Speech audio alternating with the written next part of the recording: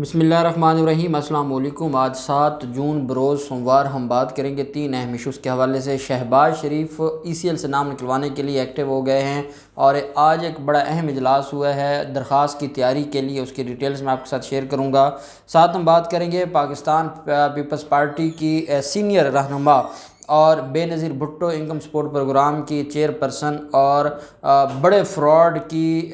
जिनको आप कह सकते हैं चैम्पियन फरजाना राजा, उनके ख़िलाफ़ आज केस में बड़ी अहम समाअत हुई है और एहतसाब अदालत ने बड़ा अहम फ़ैसला उनके ख़िलाफ़ जारी किया, उसके ऊपर हम बात करेंगे।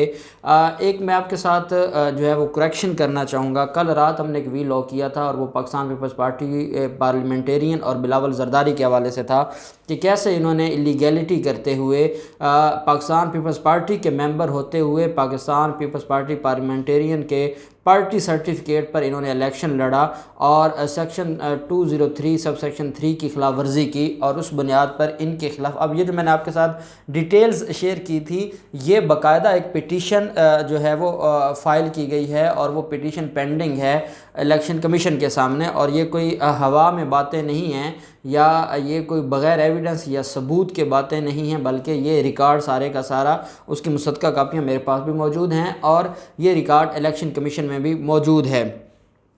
उसमें करेक्शन ये थी कि रात मैंने बात करते हुए ये कह दिया था कि जो 4P है उसका निशान जो है वो तलवार है और जो 3P है उसका निशान तीर है, तो वो गलती हो गई थी मुझसे। बेसिकली जो 4P है पाकिस्तान पीपल्स पार्टी पार्लियामेंटेरियन, उसका निशान तीर है और जो असल मालिक थी इस निशान की पाकिस्तान पीपल्स पार्टी, तो उसका निशान है तलवार। अब यही बात जो अब ये गिलगित बल्तिस्तान में हम करते हैं, तो क्योंकि गिलगित बल्तिस्तान में 4P तो रजिस्टर ही नहीं है, तो वहाँ पे पाकिस्तान पीपल्स पार्टी का जो सिंबल है वो तीर है, जबकि पाकिस्तान में पाकिस्तान पीपल्स पार्टी पार्लियामेंटेरियन का सिंबल तीर है और 3P का जो सिंबल है वो तलवार है। तो मैंने चाहा कि इसकी मैं करेक्शन कर दूँ। साथ जो मामला है फरजाना राजा का, फरजाना राजा ने जो बतौर बेनज़ीर इनकम सपोर्ट प्रोग्राम के बड़ा फ्रॉड किया था और अरबों रुपए का घपला उनके ख़िलाफ़ ये रेफरेंस फ़ाइल किया गया था और जब रेफरेंस फ़ाइल हुआ था तो वो मुल्क से भाग गई थी और भागने की वजह ये थी कि उनको पता था कि उनके ख़िलाफ़ केस इतना स्ट्रॉन्ग है और ये Benazir Bhutto income support programme के नाम पर बेसिकली तो जरदारी और जो बिलावल कंपनी है उन्होंने इनसे फ़्रॉड करवाए। बिलावल हाउस कराची, जरदारी हाउस इस्लामाबाद, उसको भरा गया बेनज़ीर इनकम सपोर्ट प्रोग्राम के नाम पर। और आप ये भी जानते हैं ये वो प्रोग्राम है जो गरीबों के लिए था, गरीब आवाम के लिए था और इन ज़ालिमों ने उसमें बड़े बड़े सरकारी अफसरान को भी नवाजा, उसमें जो है टीचर्स थे उनको भी नवाजा गया, हर तबके को इन्होंने नवाजा। सिर्फ़ और सिर्फ ये इन्होंने एक रिश्वत का ज़रिया बना लिया और एक अपने वोट ख़रीदने का एक धांधली का ज़रिया बना लिया और जो गरीबों के लिए अनाउंसमेंट की गई थी या जिस मकसद के लिए बेनज़ीर इनकम सपोर्ट प्रोग्राम बनाया गया था वो उस मकसद के लिए इस्तेमाल ही ना हुआ और इधर उधर ये इस्तेमाल करते रहे और इतना बड़ा धोखा और इतना बड़ा फ्रॉड किया इन्होंने अवाम के साथ। उसमें फरजाना राजा के ख़िलाफ़ फरजाना राजा ने एक दरख्वास्त दी थी कि मुझे मेरी फ़र्द जो मेरे ख़िलाफ़ जो आयद करनी है तो उसको वीडियो लिंक के ज़रिए आयद किया जाए। मैं अमेरिका में हूँ और मैं अपना इलाज करवा रही हूँ, इसलिए मेरे लिए आना पॉसिबल नहीं है। तो अदालत ने उनकी दरख्वास्त को मुस्तरद कर दिया था और अदालत ने कहा था कि आपको हर हाल में अदालत में पेश होना पड़ेगा। अब वो अदालत में तो पेश होने से कासिर थी, अदालत में तो वो पेश नहीं हो सकती थी, उनको पता था फ़र्द जुर्म आयद होगा और आगे कार्रवाई होगी और उन्होंने नवाज़ शरीफ की तरह यही समझा कि मैं बैरून मुल्क बैठ के ही अपनी लाइफ के जो आखिरी दिन है वो गुजार लूँ और पाकिस्तान ना जाऊँ, नहीं तो मुझे जेलें देखना पड़ेंगी। आज जो असगर अली साहब हैं, एहतसाब अदालत इस्लाम के जो जज हैं, उन्होंने बड़ा फ़ैसला जारी किया और उन्होंने बड़ा फ़ैसला जारी करते हुए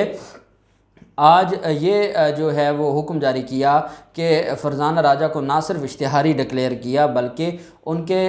ताहयात दायमी नाकाबिल ज़मानत वारंट गिरफ़्तारी जारी कर दिए हैं, उनका शनाख्ती कार्ड ब्लॉक कर दिया गया है, उनका नाम ECL में डाल दिया गया है और इसके अलावा जो ऑनरेबल जज हैं انہوں نے اس معاملے پر جو ہے وہ الگ سے فرد جرم عائد کرنے کا معاملہ ہے، تو انہوں نے نیب کو کہا ہے کہ ان کا ٹرائل الگ چلے گا، ان پر الگ سے فرد جرم عائد ہوگا، جو باقی ملزمان ہیں ان کی حد تک کارروائی الگ ہوگی، اور عدالت نے 14 جون کے لیے باقی ملزمان کو فرد جرم کی کارروائی کے لیے طلب کر لیا، جبکہ ان کے خلاف جو کیس ہے وہ الگ سے دیکھا جائے گا اور وہ الگ سے کیس چلایا جائے گا۔ دوسرا معاملہ ہم دیکھتے ہیں کہ شوگر انکوائری کمیشن کا معاملہ تھا۔ شوگر انکوائری کمیشن اور جو اس کی رپورٹ تھی، اس پر آپ کو یاد ہوگا یہ ایک وہ واحد رپورٹ ہے جو ود ان ٹائم پبلک کی گئی تھی۔ اس پر ایکشن شروع ہوا تھا، پہلے اسلام آباد ہائی کورٹ سے سٹے لیا گیا، پھر سندھ ہائی کورٹ سے سٹے لیا گیا، اسلام آباد ہائی کورٹ کے سٹے خارج ہو گئے، پھر سندھ ہائی کورٹ سے سٹے لیا گیا۔ اس کے خلاف جو ہے اس انٹرم سٹے کو چیلنج کیا تھا سپریم کورٹ میں، وفاقی حکومت نے سپریم کورٹ نے انٹرم آرڈر سیٹ اسائیڈ کر دیا تھا، اور سپریم کورٹ میں وہ اپیل پینڈنگ تھی جو کہ انکوائری کمیشن اور رپورٹ کے خلاف تھی۔ وہ آج کے لیے چیف جسٹس گلزار صاحب نے اس کے اوپر سماعت کرنی تھی، لیکن وہ ڈی لسٹ کر دیا گیا ہے وہ کیس، اور آج non availability of honourable bench جو انکوائری کمیشن اور جو چینی انکوائری کمیشن اور رپورٹ کے خلاف اپیل تھی، اس کو جو ہے وہ آج جو ہے وہ ڈی لسٹ کر دیا گیا ہے۔ دوسری طرف شوکت عزیز صدیقی کا بھی آج کیس پر سماعت ہونی تھی، انہوں نے ارلی ہیئرنگ کی بھی درخواست دی تھی، وہ بھی ڈی لسٹ ہو گیا ہے، اور ان کے بھی کیس کی آج سنوائی نہیں ہوئی، اور انہوں نے تو 30 جون تک ریٹائر ہونا ہے، تو وہ بڑی ٹینشن میں ہے کہ جلد از جلد ان کا کیس سنا جائے۔ اب ہم آ جاتے ہیں شہباز شریف کے حوالے سے۔ شہباز شریف کے 2 دن گزر گئے ہیں۔ شہباز شریف کا نام جب ECL سے ڈالا گیا تھا تو 15 دنوں کے اندر اندر وفاقی حکومت کو درخواست دینی تھی اور وہ ریویو کروانا تھا، لیکن انہوں نے 15 دنوں کے اندر اندر درخواست نہ دی اور ٹائم اپنا گزار بیٹھے۔ ٹائم گزارنے کے بعد شیخ رشید نے بھی اس کے اوپر بات کی، باقی جو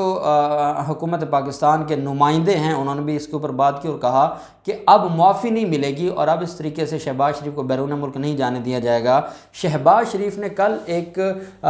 میٹنگ کی تھی اور اس میں نواز شریف سے بھی شہباز شریف کی بات ہوئی تھی، اور اس میں ڈسکس کیا گیا تھا کہ اب دوبارہ لاہور ہائی کورٹ میں جانا چاہیے یا نہیں جانا چاہیے۔ اس میں کچھ قائدین ایسے تھے جن کا یہ کہنا تھا کہ اگر ہم لاہور ہائی کورٹ میں دوبارہ جاتے ہیں تو جو 50 روپے والا اسٹامپ ہے وہ معاملہ بھی کھل سکتا ہے اور وہ معاملہ بھی سامنے آ سکتا ہے۔ ایک تو یہ جو ہے وہ اس کے اوپر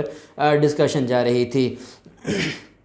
دوسری طرف یہ بھی تھا کہ نہیں، شہباز شریف کو یہ ریمیڈی اویل کرنی چاہیے، اور اگر شہباز شریف یہ ریمیڈی اویل نہیں کرتے تو ان کا نام ECL میں رہے گا، تو ان کا بیرون ملک آنا جانا جو ہے یہ مکمل طور پر بند ہو جائے گا۔ اس لیے شہباز شریف کو اس معاملے کو چیلنج کرنا چاہیے۔ جو میجورٹی رائے تھی اور جس میں نواز شریف کی بھی رائے تھی وہ یہ تھی کہ ہمیں ECL میں اس کو چیلنج کرنا چاہیے اور ہمیں ہائی کورٹ جانا چاہیے اور ہائی کورٹ سے ہمیں ریلیف لینا چاہیے، اور آپ جانتے ہیں کہ وہ ریلیف لینے کے لیے پھر کیسے کیسے ہتھکنڈے استعمال کرتے ہیں اور وہ ساری چیزیں، وہ اس کے اوپر مکمل ڈسکشن ہوئی تھی۔ آج ماڈل ٹاؤن ایچ بلاک ماڈل ٹاؤن لاہور میں اعظم نذیر تارڑ صاحب، امجد پرویز صاحب اور باقی جو سینئر وکلاء قیادت ہے ان کا ایک اجلاس تھا، شہباز شریف نے طلب کیا ہوا تھا، اور وہ تھا ECL سے نام نکلوانے کی درخواست کی تیاری۔ اس مقصد کے لیے جو ہے وہ آج اجلاس تیار کیا گیا، اجلاس بلایا گیا تھا ماڈل ٹاؤن میں، اور اعظم نذیر تارڑ صاحب اور امجد پرویز صاحب نے آج ڈرافٹ کروائی ہے وہ درخواست جو ECL سے نام نکلوانے کے حوالے سے ہے۔ اس میں جو ہے وہ پہلی درخواست کا بھی حوالہ دیا گیا ہے، اس میں بتایا گیا ہے کہ بلیک لسٹ میں نام تھا۔ اصل جو اس میں گراؤنڈ لی گئی ہے وہ ہے میلافائڈلی آن دی پارٹ آف گورنمنٹ۔ اس میں یہ کہا گیا ہے کہ پہلے بلیک لسٹ سے نام نکالا گیا، بلیک لسٹ میں نام تھا، اس کو چیلنج کیا تھا، بلیک لسٹ سے نام آنریبل عدالت نے نکال دیا تھا، اس کے باوجود بیرون ملک نہیں جانے دیا تھا، اور پھر جو ہے وہ ظلم یہ ہوا کہ انہوں نے پہلے ECL میں نام نہیں تھا، صرف اور صرف سیاسی انتقام کا نشانہ بناتے ہوئے اور لاہور ہائی کورٹ کے فیصلے کے باوجود انہوں نے ECL میں نام ڈالا۔ یہ ان کی جو میلافائڈلی بدنیتی حکومت کی جو ہے وہ واضح کرتی ہے، اور حکومت کی بدنیتی کی بنیاد پر جو ECL میں نام ڈالا گیا ہے، اور پھر اس میں جو دوسری گراؤنڈ بنائی گئی ہے کہ عید کی چھٹیاں تھیں اور عید کی چھٹیوں میں ان کا نام ECL میں ڈالنے کا جو ہے وہ فیصلے کیے گئے، وفاقی وزراء نے پریس کانفرنسز کی۔ یہ دوسری گراؤنڈ ہے جس کی بنیاد پر جو شہباز شریف ہے ان کا نام ECL میں ڈالنا ان کی حکومت کی بدنیتی ظاہر کرتا ہے، اور تیسری گراؤنڈ اس میں یہ جو ہے وہ ایڈ کی گئی ہے کہ میڈیکل گراؤنڈ پر کوئی بھی بیرون ملک جا سکتا ہے، اور اس پر ہماری عدالتیں ان کا بھی بڑا واضح اس پر جو ہے وہ پیغام ہے۔ میں آپ کو ایک یاد کرواتا چلوں، سپریم کورٹ آف پاکستان میں ایک آنریبل بینچ نے سماعت کرتے ہوئے جب جعلی فیک بینک اکاؤنٹس کیس میں ایک درخواست آئی تھی بیرون ملک علاج کی، تو اس آنریبل بینچ نے جو نیب کے کیسز سن رہا تھا انہوں نے کہا تھا کہ اب کوئی بیرون ملک علاج کروانے نہیں جائے گا، جو پہلے گئے ہیں وہی کافی ہے، کیونکہ جو پہلے گئے ہیں وہ بھی فراڈ کر کے گئے ہیں، اس وجہ سے اب کوئی بھی بیرون ملک علاج کروانے نہیں جائے گا۔ یہ آنریبل کورٹ کے جو ہے وہ ریمارکس تھے۔ اب شہباز شریف ہائی کورٹ جا رہے ہیں، وہ کل جاتے ہیں، کل درخواست فائل کرتے ہیں، پرسوں کرتے ہیں، لیکن اسی ہفتے کے اندر اندر وہ لاہور ہائی کورٹ میں درخواست فائل کرنے لگے ہیں۔ اب کیا ان کی جو درخواست ہے، کیونکہ نیب کی جو ہے وہ